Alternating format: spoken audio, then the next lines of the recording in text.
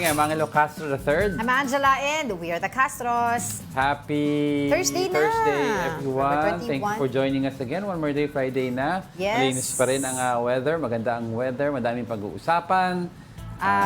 We have pianono for our brunch and, today. Of course, a nice... Yes. It's pianono. Ang aga-aga ba? Ano ba mag-uusapan natin today? Madami tayong pag-uusapan yung today. House hearing yesterday regarding yung OVP. OVP funds, diba, yung confidential funds. Parang ang dami nagsasabi, saan na yung amo na contempt? Kung bakit hinayaan mo contempt yung tauhan niya. Yes. And of course, madami pa tayong pag-uusapan from sports all the way to ano pa ba? Marami yan, di ba? Meron pa si Jane Veloso, of course. We'll try to talk about it a little bit more kasi madaming confusion sa public. Ano ba talaga? Uuwi, kukulungin, paano mangyayari dito? Mahabang kwentuhan pa yan, but we're serving you news in a countdown. All that before your second cup of coffee. This is Brunch.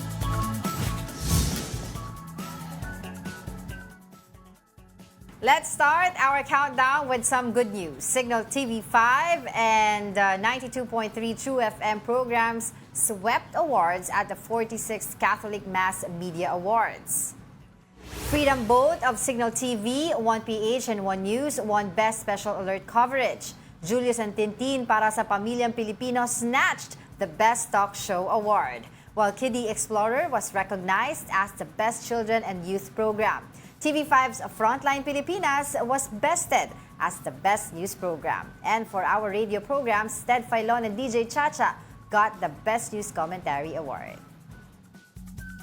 Congratulations! Sa mga award. Baka naman, Papu. Ang lagay ba Papu. Ang galing, no? Alam ko special citation din yung Sana Lord, ni Lord de Vera sa radyo, sa True FM. Baka nalilito lang yung tao. At that time kasi the award yung kino-cover niya. 92.3 pa yung True FM. Kasi 105 na sila ngayon kasi bakit daw 92.3? Pero yes, yung part na yun kasi. So congratulations sa lahat po na nanalo. Signal TV, TV5, 92.3. The Kapatid Network. Yes. Alright, let's move on to the next. CMMA.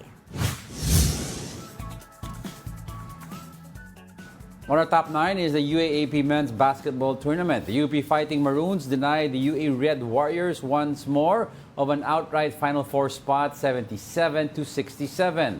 Harold Alarcon unleashed a career-high 33 points for UP, matching Kevin Kiambao's outing against Ateneo in the second round.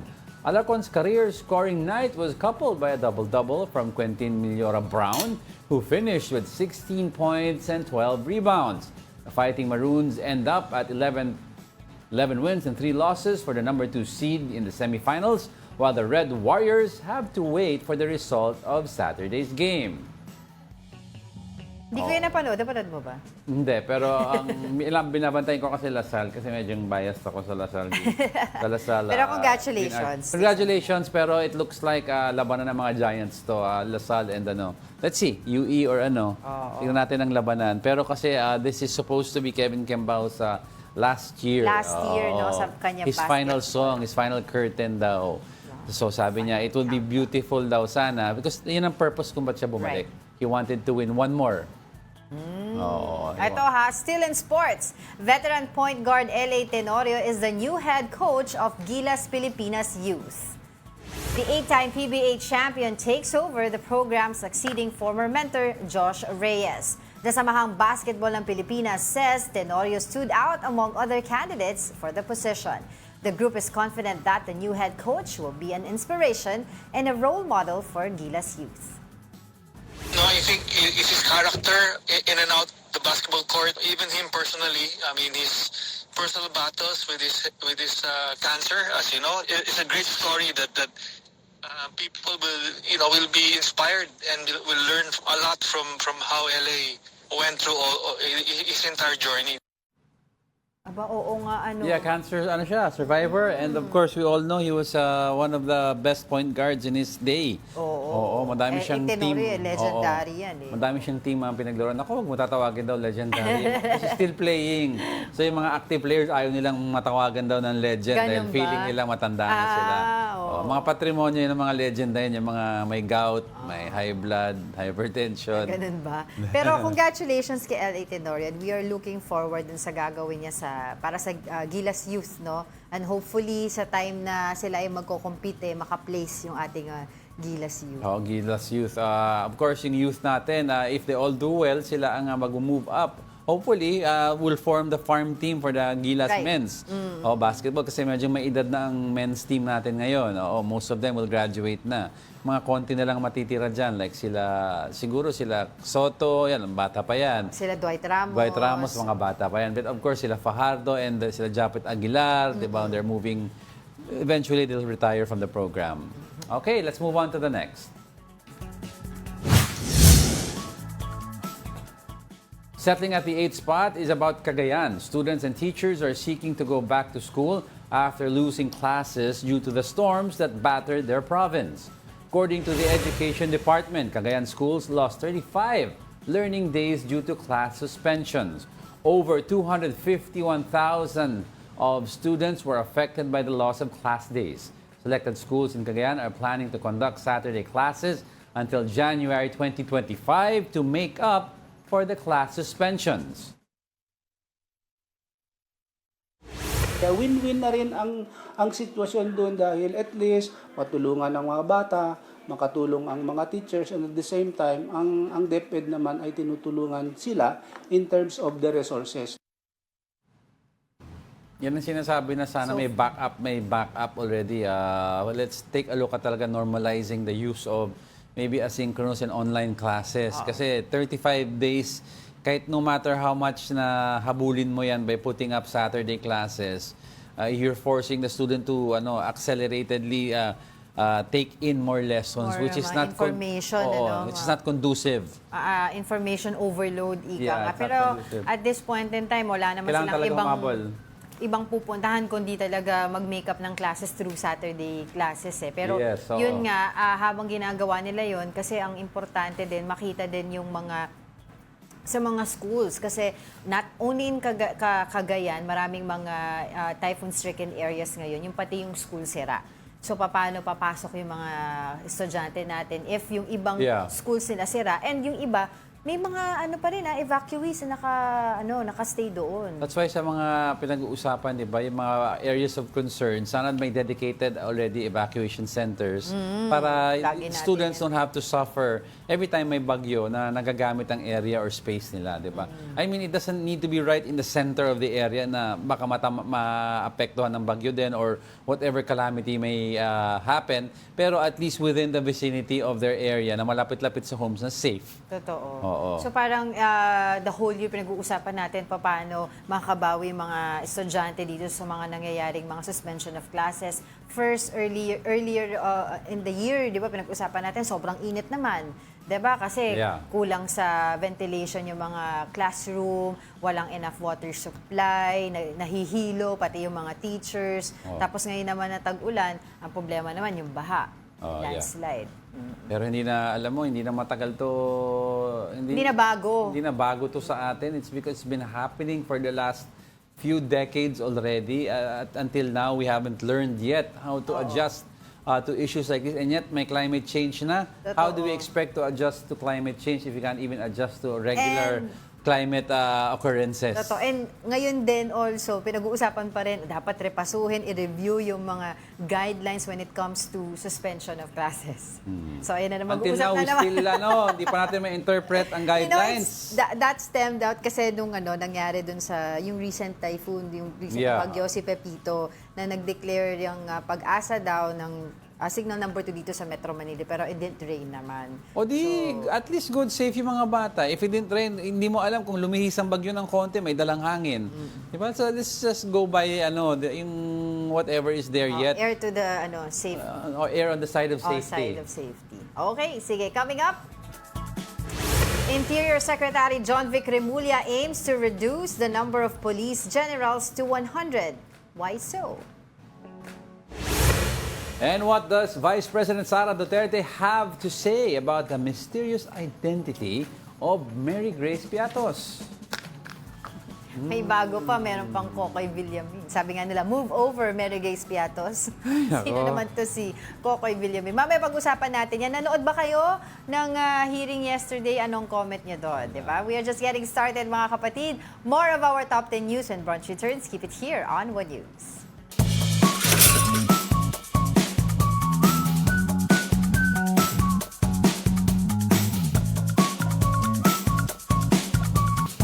Good morning. You're still watching Brunch here on One News. Bati ka muna, Diego. Alright, si Ralph Domingo, si Ralph Domingo said natatakam daw siya sa BOTD, Brunch of the Day. Oh, that's nice. I like that, Brunch BOTD. of the Day. Brunch of the Day nyo. Of course, naubos na yung akin. Good morning daw, sabi ni Sam Pokemon Go. Congrats daw kay Mamu. Hingin daw natin siya ng turon. Next year daw, brunch. Oo. Oo. Okay. Good morning kay Joseph Lee at kay Thea Doc Vito. Joseph. Gary Field, good morning and happy Thursday. Si Mina Benales ng ating Jesse Mendez family ay good morning din sa iyo. Si Merlinda, Ronald Maxtay. Ito mo mga nanonood sa atin Jerry sa Yang YouTube. pala of C9 family. Hello, Of good morning. course. Oo. Si Merlinda, Ronald Maxtay, Leonie Valdesoto, si Gina Villa, si Summer Cabrera, si Elmo Cardenas, si Oscar, si Gary Co, si sino pa ba? Geraldine Balolong, yan, Yes, yung mga oo. usual natin viewers dyan sa YouTube. Si Tita Daisy, Tito Nito, and Tito Naldi Cancio nanonood din sa atin. Yun, good EJ, morning sa inyo lahat. Diba? O, Sandy Hello, hello. Ice, good morning. Okay, sige, let's continue with our countdown. Going straight now to our top 7, the health department sounded the alarm over the rising number of pregnancies among minors. According to the agency, 59 out of every 100,000 children aged 15 and below are getting pregnant. DOJ Secretary Ted Herbosa explained that these are considered childhood pregnancy. He attributes the spike to several factors, including lack of education and overexposure to social media. Yung internet has a big influence on sexual behavior of our teens. And then there's peer pressure. Ang gusto ng iba makapag-asawa, makatakas sa poverty ng kanilang family. We have a very high incidence. Dapat yan 0. 15 is a child. So that was DOH, no, Department of Health Secretary Ted Herbosa. Alam mo, tama si Secretary Herbosa, they're normalizing sex on social media masyado. Instead of it becoming a sacred act that's supposed to be consumed by people who are married, it's becoming daw, a US lawmaker said, it seems like it's going to the direction of being a sport. That anybody can engage in it at any time, diba? So it's a normal act already. Nakita kasi sa social media yung Yeah, access sa mga adult films. And also yung nakikita nila na rin na problema dyan is yung maternal mortality. Not only that, because, wait lang, kasi yung sorry. mga estudyante, yung mga batang na nabubuntis, hindi naman sila kaagad nagsasabi, nabuntis sila. Tapos, or kadalasan, hindi naman sila nakakapagpa-check up. Aside from tinatago Hindi nila, sila naka-prenatal. most of them don't know until the 4th month na buntis na sila. Yes. So madaming factors din yan. Oo. Kaya nga, they're urging also, kanina pinag-uusapan din namin yan, they're urging also the parents na i-guide yung mga anak nila, especially dito sa ganitong bagay, no? Especially also yung mga lalaki, 'di ba? Kasi importante din na alam nila na yung itong education, pati yung pagbibigay daw ng tawag dito yung mga sa schools, yung mga birth control pills sa pinag-uusapan nila na dapat daw mas mapaigting, especially sa mga rural areas. But before you do that kasi, at a young age, you should be teaching the children yung mga pros and cons and Yes. what happens. Instead of giving outright pills, kasi you're stimulating them to engage in the act because may pills ka naman eh. But it's not everyday naman may access sa mga ito sa pills. Yes. What if naubos ang pills nila pero nasimulan nila yung sexual act, tuloy-tuloy sila. You have to educate them about the pros and cons at an early That's age. why I said, di ba, yung mga parents educate nila yung mga anak nila. Oh, let's not normalize the act, di ba? At the end of the day, we'll teach them what's right, what's wrong, teach them the value of an education, the value of finishing your studies first, and then engaging in your life later on. Yes, at saka isa pa sa mga nakikita na rin nila factors yung socio-economic class na some of these teenagers or gusto nila mag-asawa na lang kami kasi para alis kami sa hirap ng buhay namin dito sa bahay. Pero not knowing na yung bigger responsibilities naman nakakaharapin nila when they get pregnant at that age. Saka lastly, sinasabi nila, kasi sa ibang bansa, normal lang yan. That's another country. This is not our culture. Hindi tayo ganun. Just because ginagawa ng iba, hindi ibig sabihin po gagayahin na natin. It applies to us. It doesn't apply to us. Oo. Alright, let's move on to the next.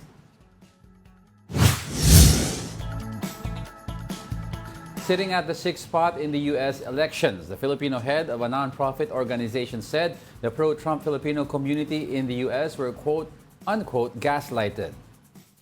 This after President Bongbong Marcos told us President-elect Trump that a lot of Filipinos voted for him in the recent elections against Vice President Kamala Harris.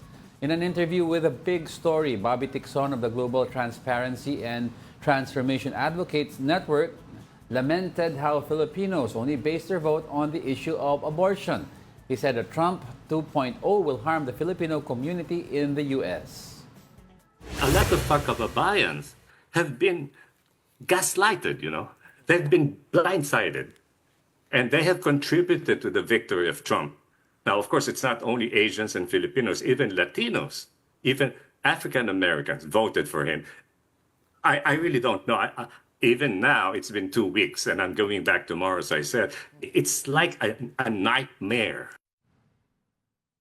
I I'd think like he to- said also, he mentioned na parang ang nangyari daw kasing sinasabi, Trump or the Republicans are pro or anti-abortion and Democrats are pro-abortion. In a way, sabi niya, mali yun because Democrats daw are not pro-abortion but they're pro-choice. That's the what same. they're saying. That's one and the same. I'd like to think naman kasi sinasabi ng a lot of people are saying, even the anti-Trump side are saying na let's move on and already stop pointing to who voted for who. Kasi ang nangyayari dito, like for example, they're saying that a lot of Filipinos were gaslighted. I'd like to think naman na a lot of those, regardless of who they voted for, Trump or Harris, are smart voters and will not be easily gaslighted by info. Yeah. Madaming kababayan na nakakausap natin, Republican or Democrat, are saying na pinag-aaralan nila mabuti. And for some people, we have to respect their choices if the premise of their vote or giving it to the Republican is, let's say, okay, hindi sila anti-abortion but less pro-choice in a sense, then that's their choice. Diba? We stop saying that they were lied to at nagpaloko sila. Hindi po, matatalino po ang Pilipino. I'd like to think that. Regardless of you who you Ilang voted for. porsyento lang naman yung voting population ng Filipino when it comes dun sa... Actually, even look at the Mexicans and yung Latinos, a lot of them shifted to, so what? They were gaslighted also. Marami kasing mga ano pa rin, syempre conservative na mga, like us, mga Filipinos na conservative. Yeah, I'd like to say, matalino naman ang Pinoy. So, kung yan ang gusto nila because of that issue lang, that's their choice. Other people have other issue, then choice nila yun. Sa Amerika kasi talagang it's not so much the personality, yung preference nila sa boto nila, but True. the platform of It's each a platform. party. Diba? Liberal ka, Democrats ka. Kundi, kapag conservative ka, sabi nga nila, Republicans. Just so happen kasi na si Trump siya yung sa Republican. Sabi nga nila, if you remove Trump from the Republican platform, baka matalo pa siya. Because personality-wise, he's not marketable as a good leader. Yeah, because But ang the dami niya platform, misogynistic, diba? the platform of the Republicans kasi, yun ang umibabaw dito, di ba? A lot of people are not only abortion issues but yung immigration issues, food, security. At saka, di ba, they're also asking kasi before the US election, they're also saying na this is going to be a tight race in the history of US elections, pero iba yung lumabas, malayo, di ba? So sabi nila, ilang factors lang yan eh. Number one would be mali yung survey or hindi na talaga dapat pagkatiwalaan yung mga survey. Number two would be nahihiya lang daw yung iba na magsabi na Republican sila pag nai-interview. Pero it translated dun sa kanilang sa votes. We talked about that with Richard Heydarian, di ba? There are some Trump voters nung tinanong, who are you voting for? Harris. Pero pagdating daw sa polls, pag nagkwentuhan na sila, Trump talaga ang binoto nila. Or minsan yung exit interview, di ba, after bumoto, iba yung sinasabi nila kasi nakikita yung face nila. Pero actually, but it's there, ayan na yung result. They might say it's a resounding sweep. Oo, in terms of electoral college votes. But if you take a look the state-by-state voting, Each of the swing states was won by 1 to 2%. So technically, dikit. Every state was won by 2%, 1%. Nagkataon lang that the Republican side got most of the states. But you could call it in a sense, kung state-by-state voting, you could call it in a sense, it was tight. But overall, if you look at, you see, that's the beauty of the Electoral College. Tight race siya per state, pero overall, it looks like that he has a large mandate. Plus, popularity vote, lamang pa rin si Trump. Lamang si Trump. Compared nung the last time that he ran versus Hillary Clinton, si Hillary yung mas Yes. mataas yung popularity vote niya eh, diba? That's why they're calling it a sweep. It's because you garnered a high number of electoral votes. You have the Supreme Court because may appointee ka na 5 Supreme Court justices. You have Congress and you have the Senate. So he has all the branches of government needed to ensure na hindi na maulit yung nangyari ng Trump 1.0. The Trump 2.0, yung mandate niya nung 1.0, yung first time around, matutuloy this time. Tignan natin. But sige, let's continue with our countdown. Moving over now to our top 5, Las Piñas City Councilor Mark Anthony Santos says he has no personal issues against Senator Cynthia Villar. In an interview with The Big Story, Santos attributed Villar's apparent anger towards him to his expose on the alleged tax delinquencies of the Villar family. In a viral video, Villar was seen approaching Santos inside a church, briefly having an interaction with him, then leaving. Though the video had no clear audio, Santos later said she cussed him, but the senator has since denied this. Siguro, it just so happened when I filed my certificate of candidacy, I questioned her moral authority to lead the city because of the issue dun sa taxes.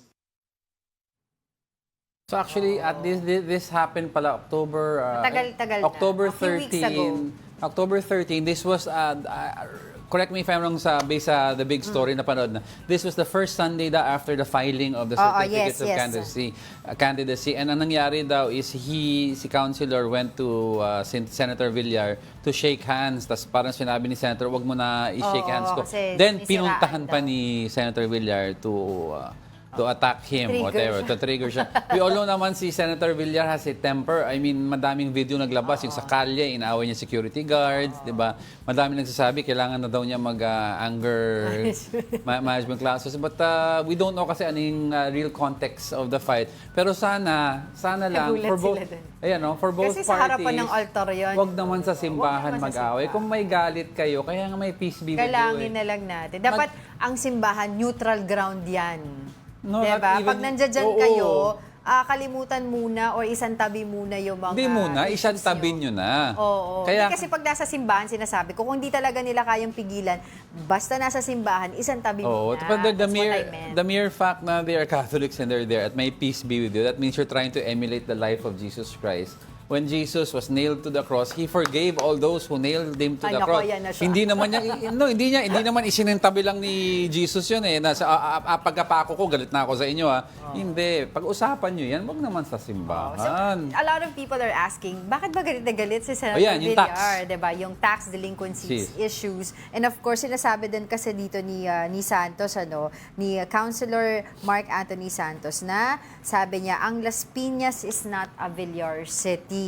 Sabi niya. Kasi may mga kino-question niya yung pag-construct ng bridge na nagko-connect doon sa personal business nila Senator Villar and the family. They've been accused of that a lot of times. Yes, and this bridge, parang dalawa yung bridge na to. These two bridges na to ay supposedly was or allegedly was constructed during when Senator Mark Villar was the Secretary of DPWH. Saka nagka-issue sila about yung reclamation projects in the area na supposedly Senator Villar was against it and si councilor was for it.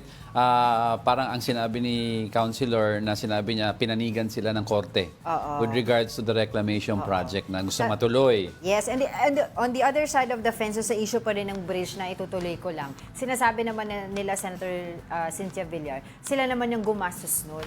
Hindi naman kami naningil sa gobyerno, pera namin yung parang nagkakawang gawa lang sila na i-connect yung bridge na yon, pwede namang gamitin gamitin ng ibang tao. Pero yun nga, private property nila. So ang nilalaban doon ni pwede ba yun? Di ba illegal yun? May mga puno doon na tinanggal kayo. Ang sinabi naman ng mga Villiers, bakit nagpalit naman kami? Nag-donate pa nga kami ng mga puno, tapos pinalitan namin yung mga puno na nawala in construction. Saka you're connecting public roads.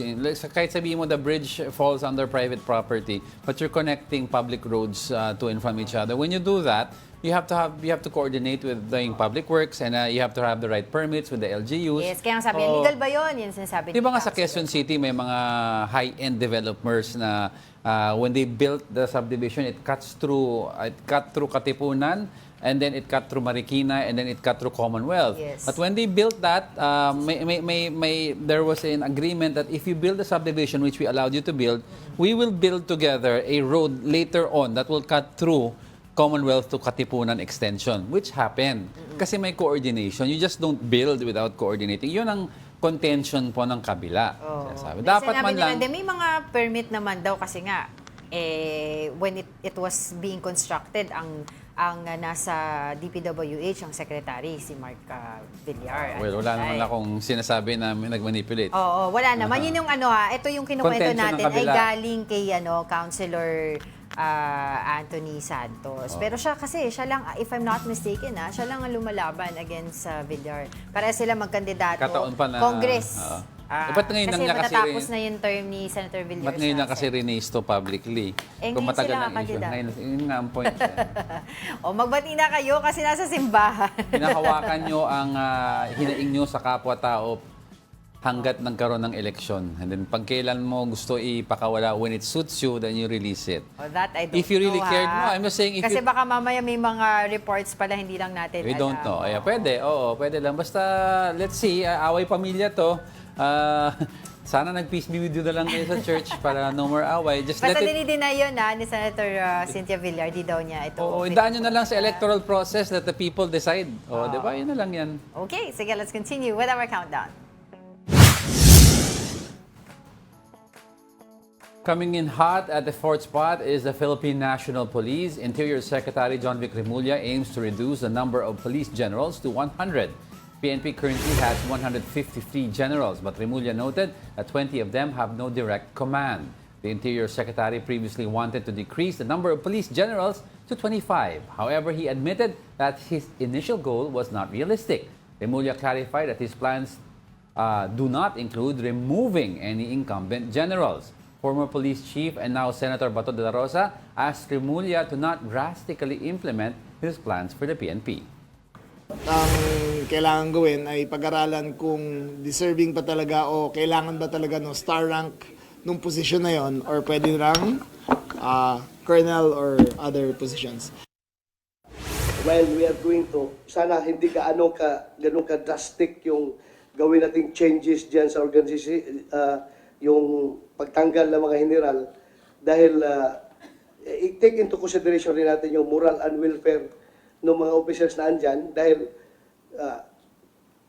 yan, pag-graduate ng PNPA, ambisyon na nila yan na dito ako ma-assign, kailangan dyan ako mag-general. Actually, binasa ko yung plan, yung plan ni Secretary Remulla. And ang nakaspecify kasi sa plan is yung mga walang direct command over officers or on the field.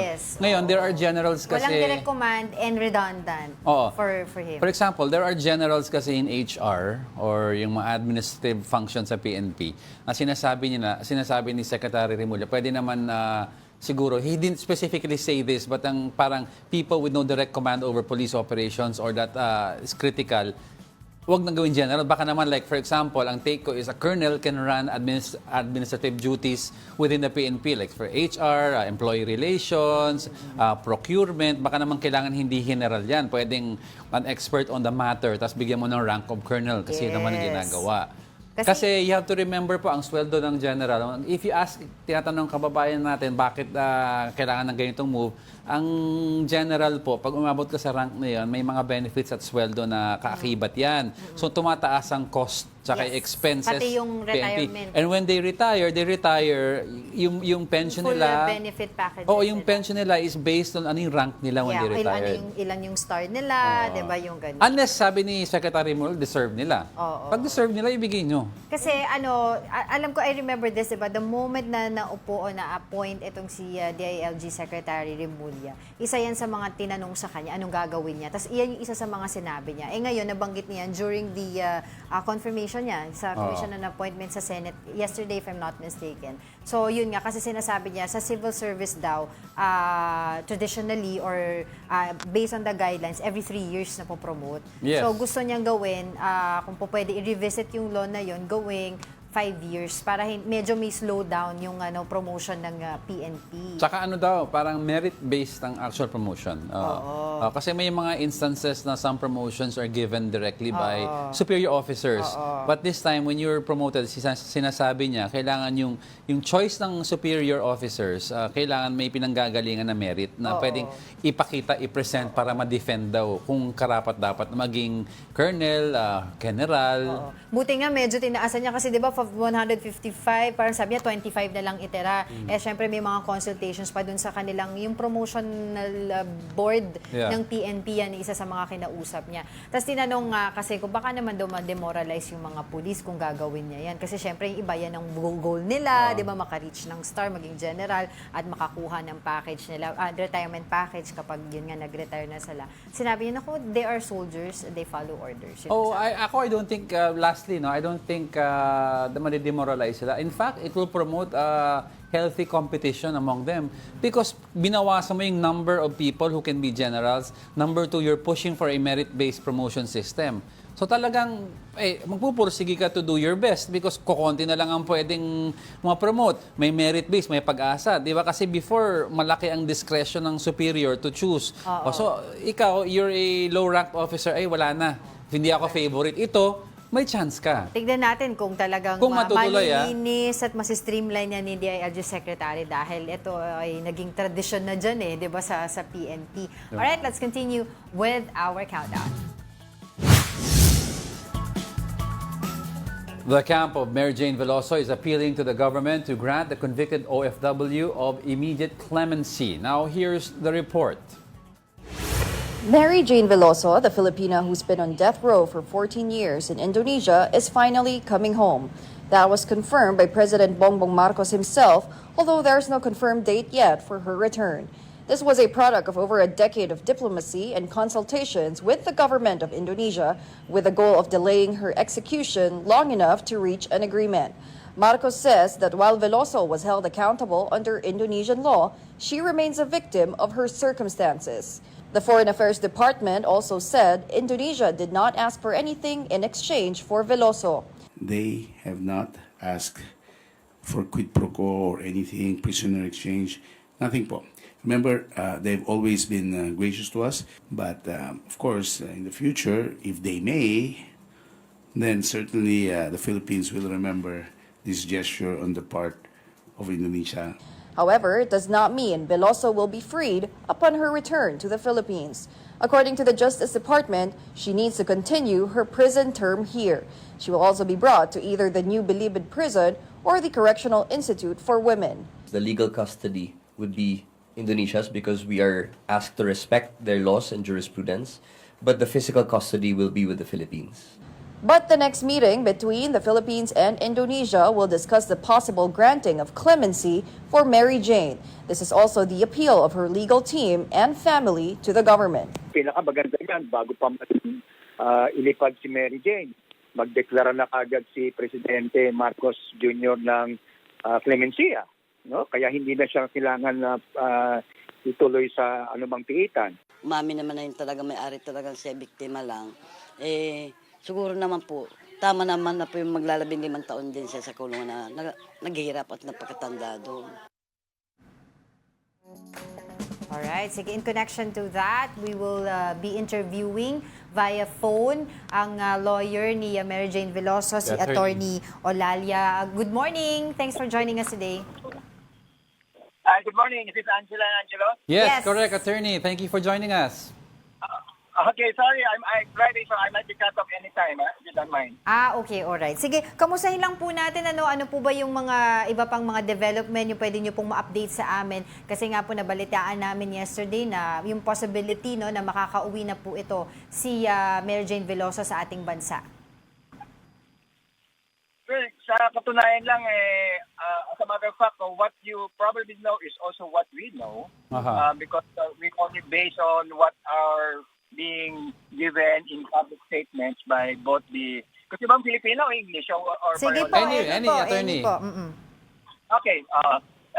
Yung ministro kasi ng Indonesia, nagbigay na ng pahayag, no? Yes. A week ago. And then this was confirmed by our Foreign Affairs Department 2 days ago, and then yesterday by President Marcos Jr. And then I've been monitoring the news reports, including the one in Indonesia. And the last I saw was the video interview or message of the Chief Minister of Indonesia spelling out some specifics, no? But still in broad strokes pa rin, sketch pa rin. Yes. So, but as to the particular date, the process, the where, the when, and the how, they're still on the table, as I understand. Attorney, given yung mga information na meron tayo ngayon, I'd like to ask you lang about yung statement ng DOJ na sinasabi the physical custody will just merely be with the Philippines, but po yung in the aspect of respecting the law, it will still be under the custody of Indonesian courts. Ang tanong ko po kasi is, can the President grant immediate clemency given na ang statement is only physical custody lang ang nasa atin? Kaya nga very unique and novel yung situation tsaka yung proposed arrangement. It's true that the legal and judicial jurisdiction remains with Indonesia because she was convicted. We won't even go into the merits because it's already a matter of fact sentence. She was convicted by an Indonesian court, affirmed by the Supreme Court, in a crime alleged to have been committed in Indonesia. All right? Yes. So the jurisdiction, as far as the case is concerned on the drug trafficking, remains in Indonesia. It's not our law that was applied. Yes. So but because of this novel, unique proposal and possibility of a transfer of prisoner or custody, it is a political diplomatic approach in which kaya nga unique kasi how could you serve a sentence imposed by another country in your own country? That's right. The laws applied are in another country. Kaya unique. That's right. Pero mismo dun sa statement ng Chief Minister nila to be validated, I understand, by the President of Indonesia and the Supreme Court and their Attorney General. They are passing on the responsibility for the rehabilitation, including the remission or clemency to the Philippine authorities. So unique, di ba? Yes. Unique na. Yes. So may power.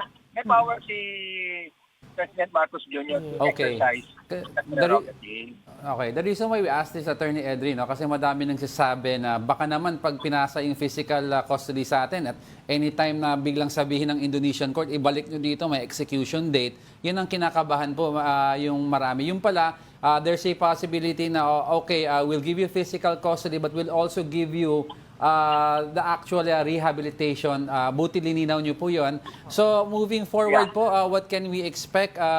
Do we expect a clemency? Ano pong approaches to free Mary Jane? Well, everything is on the table as far as we're concerned. But as far as we're concerned, we're pushing for an absolute pardon or a full clemency that we want stay in prison any longer. But the realm of possibilities, yung range ng possibilities, malawak. Could be absolute pardon, conditional pardon, commutation, life sentence, good conduct time allowance, whatever it is, clemency. But I don't want to jump the gun. I have been very clear about that. Don't want to jump the gun, so to speak. We don't want to preempt the specifics of the arrangement. Let them do their jobs. Our government agencies their jobs. Let put the attitude, but we will be watching. And then, as far as we're concerned, we have been consistent in our call and clamor. Bigyan na siya ng clemency. In fact, nagbigay nga ako ng range of possibilities from the ideal to the worst scenario. But ayun natin pangunahan Ang Pero, ito, Angela and Angela, if I may just continue very quickly. What is lost in all this thing of discussion, of the details, the how, is the fact that essentially and ultimately, she has been saved from the gallows. Yun. Oo. So parang kung ano pong mangyari, kahit ano pong mangyari pag uwi niya dito, salba na siya sa death penalty. Kaya nga. Oo, kasi pumayag na ang Indonesia in principle. Detalye na lang na ilipat So, ililipat ba yan? That's kind of odd, no? Ililipat mo na bakit ibabalik ko pa po ang institution? It is strange. I don't think that's gonna happen. Attorney, taking this opportunity to ask you na rin doon po sa magiging epekto naman nito doon sa kanyang kaso, yung kaso dito po ng kanyang mga illegal recruiters na dinidinig po sa Nueva Ecija Regional Trial Court. Legally, there is no direct connection, in so far as whatever the decision of the RTC University would be, Right. I don't want to preempt that as well. I'm a lawyer, Yes. I'm representing one party. But whatever it will be, there is no direct connection. But if and when, I don't want to prejudge, but if and when, even if because we are the lawyer for one party, even if we believe that she is a victim, but if and when the judge says that, yes, she is a victim of human trafficking, then there is an additional moral compulsion to grant her clemency. But that is not to say, if I may just quickly add, that is not to say that the grant of clemency, are you still reading? Yes, po. Go ahead. That is not to say that the grant of clemency in whatever form by Mr. Marcos is dependent on the result of the law. Legally. Yes. Siyempre, pag nalaman ng Presidente, talaga naman palang ganun nangyari. Although, pansinin ko, even our Foreign Affairs Department, and that is a very good sign for us, at categorically characterize her as a victim. Did you notice that? Yes. But for the longest time, the previous administration had not said so. But this time around, they are saying she is a victim of even the president himself says she is a victim of circumstance. Right? So, everything, all these factors, may parang ground, sinumagel, mahirap, pagkubok, pagkabak, nagsamantalahan, will militate to contribute to the decisive prerogative na bigyan na ng clemency. At pagtulong-tulungan tayo kasi it's not all about Mary Jane. Yes. It's not all about Mary Jane. It's all about other marriages that before and other marriages. Hopefully not. That will happen in the future. Okay, marami pa kami gustong itanong sa iyo, Attorney, pero unfortunately, wala na po tayong oras. Pero hopefully, we can still invite you again para po sa mas mahabang kwentuhan. For the meantime, thank you so much. Thank you so much, welcome. Attorney Edre Olalia, ang lawyer ni Mary Jane Veloso. Actually, we wanted to ask also sana yung if ever hindi ka agad mabibigay yung clemency at nasa jurisdiction natin and we detain her muna sa correctional, paano yung security? Kasi di ba sabi ng parents niya medyo nag-aalala sila, they're worried about kasi we their all security because international syndicate international allegedly, syndicate ang nagbigay kay Mary Jane ng drugs and she transported this at kinakabahan siguro daw yung sindikato na ito because baka may kinanta na si Mary Jane, especially when she testifies, if she will testify here. Ito, pag uwi niya. Pero meron na kasi siyang testimony nakasulat on the record. Pero yun nga sinasabi ko kasi ongoing yung kaso naman doon sa Regional Trial Court sa Nueva Ecija. Pero hindi siya connected dito sa clemency yung pagpapauwi kasi sa kanya, Indonesia yung naman yan. Iba naman yun. Yun. Alright, sige. Don't go away because we're not done yet. May dalawa pa. Stay with us.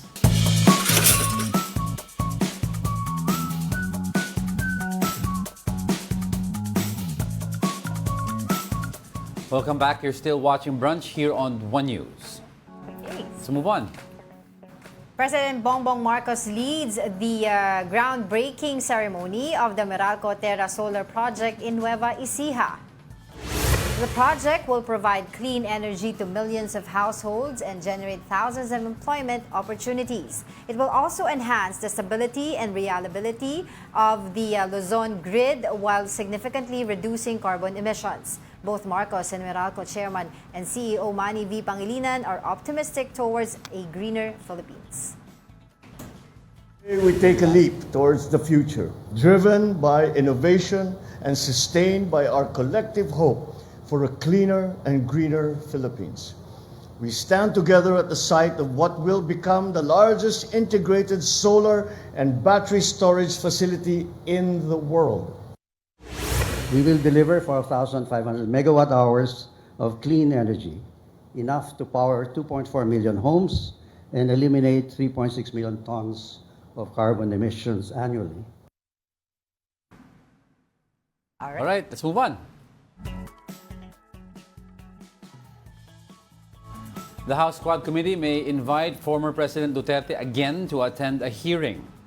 Congressman Ace Barbers told Storycon that they may ask for Duterte's attendance in EJK hearing. But for now, Barbers said they will finish first their ongoing investigation on POGO and illegal drugs. Some of the members are actually wanting to see him again kasi hindi pa sila nakapagtanong. We will have to ask them again kung sino pa yung gusto magtanong at ano yung tatanong para maging basis namin if iimbitahan pa namin siya ulit.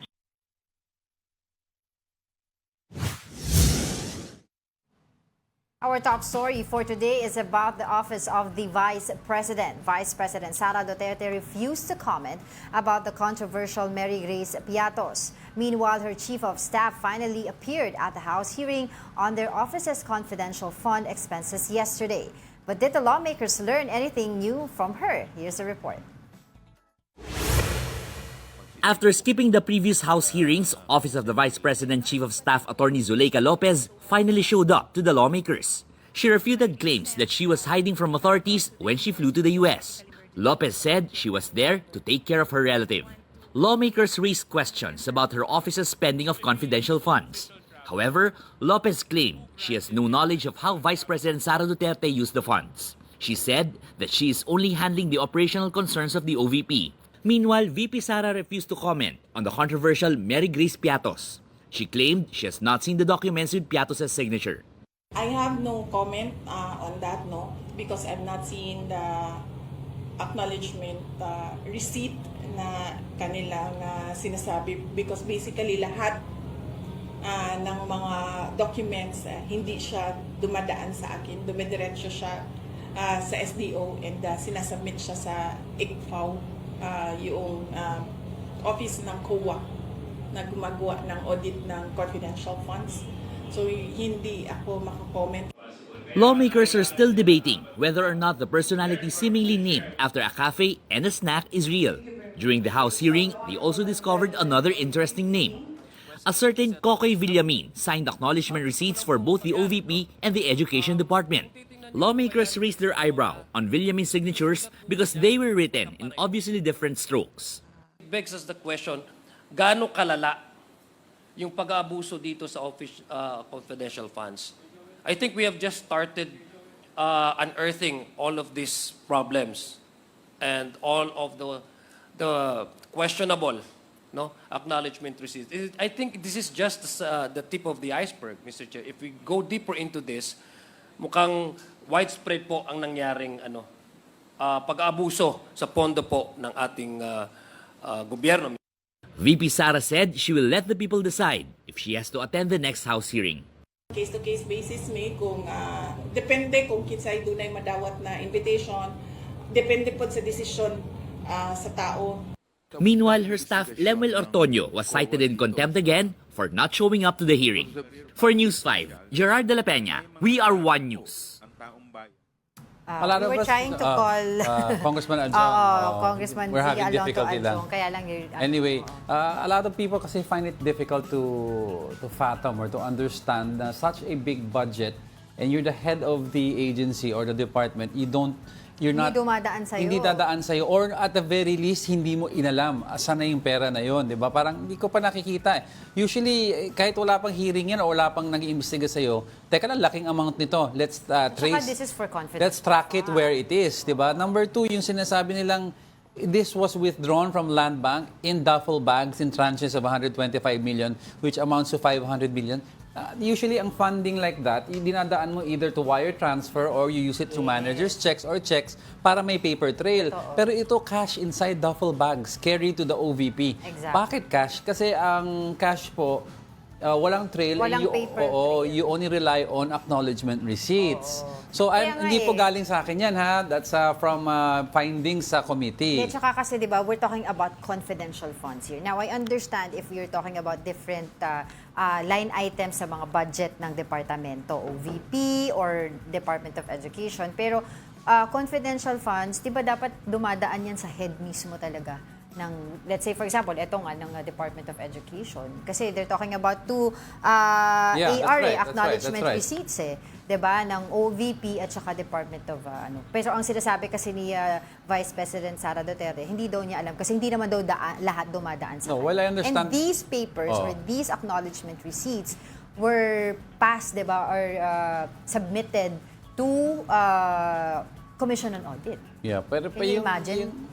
I understand yung ano mo, I understand sinasabi ni VP Sara na ministerial usually ang duty ng pinaka-head ng isang department with regards to finally approving yung ginastos mo, kung ano yung ginastos mo. But an amount this big, amount this big, aalamin mo talaga budget. saan napunta yan.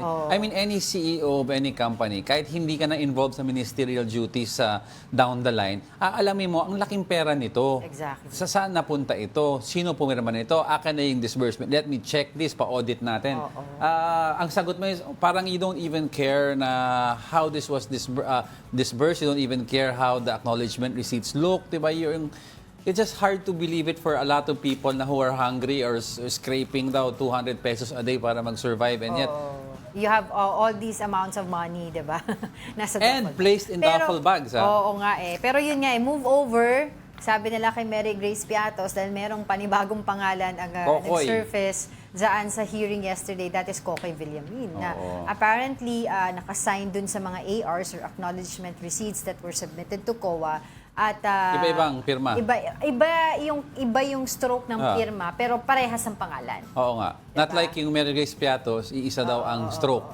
Tsaka yung timeline of acknowledging or yung accepting the budget, 'di ba? Parang sobrang bilis daw. Parang may sinasabi doon sila Congressman Adjong na at that time parang kunyari today, Tuesday, naibigay yung acknowledgement receipt sa Bulacan.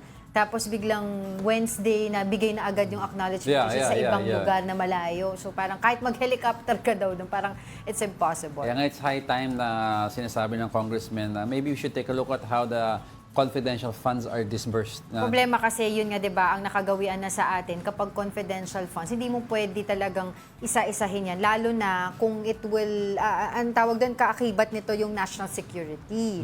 'Di ba? Kaya hindi mo siya pwedeng i-line item. Kung meron kang budget, nakakumpul lang siya dyan, hindi mo pwedeng isa-isahin. Baka pwede natin gayahin yung sistema ng mga European nations na meron silang external auditor per department.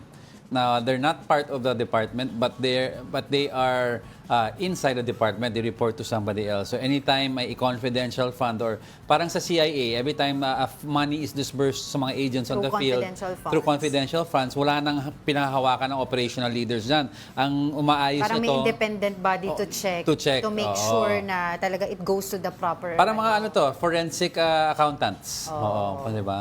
Kasi nga sabi nga na confidential, hindi dapat pinag-uusapan. Pero yun nga, hindi talaga ito masasagot unless a-attend dun si Vice President Sara Duterte. Kasi nakakaalam siya. Tsaka yung iba pang mga officials. 'Di ba? Yung mga names that were listed na kasama sa ILBO, mga Immigration Lookout Bulletin Order, hindi pa rin nila nakikita. Ito pa lang yung nag-appear yesterday, yung kanyang Chief of Staff na si Lopez. But lumalalim ang issue at I'm sure... Pero sinabi ni dagdag ko lang ni VP Sara na kung madedetain, di ba kasi na-contempt na cite in contempt itong si Lopez, yung kanyang Chief of Staff. Kung madedetain, sasamahan daw niya. Okay, let's see. Okay. Sounds like her dad. All right. And that wraps up today's episode of Brunch. Join us again tomorrow. I'm Angela Lagunzad-Castro. And he is Angelo Castro III. We are One News, all sides, all the time.